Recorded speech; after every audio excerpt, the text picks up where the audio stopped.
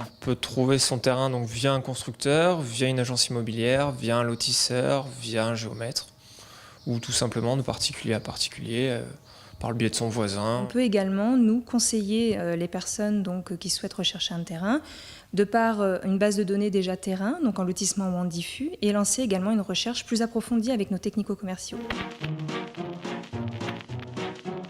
Après l'achat d'un terrain, donc on ne peut pas nécessairement construire comme on veut. Il y a quelques règles à respecter, parce qu'il faut voir par rapport à votre terrain déjà ce que l'on peut y construire. Il faut déjà faire une étude approfondie en ce qui concerne la construction, de par l'orientation déjà de votre terrain, des normes en ce qui concerne la commune ou le lotissement. Toujours, dans chaque commune n'a jamais la même réglementation, quoi. Il faut vraiment regarder si c'est dans la zone du PLU, si on est dans des zones un peu plus complexes, des terrains en deuxième ligne, première ligne. Donc chaque terrain vraiment a sa réglementation. Il y a des surfaces constructibles aussi sur le terrain qu'il faut respecter. Ça s'appelle les zones edificandi. Donc suite à ça, qui ont été le CHOM, qui sont dans la surface constructible.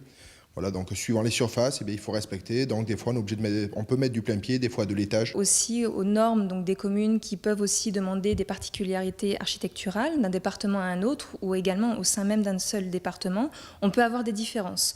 Donc ça, nos technico-commerciaux sont là justement pour vous conseiller, élaborer un devis complet et d'une construction qui corresponde aux normes indiquées. Chaque commune et donc chaque secteur a sa propre réglementation. Il faut se renseigner au niveau de la mairie pour voir la réglementation sur le secteur.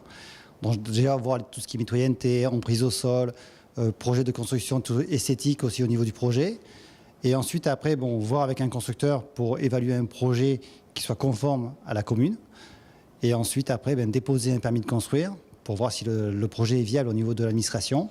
Et ensuite après, faire les ouvertures de compteurs pour pouvoir commencer sa maison par la suite, quoi.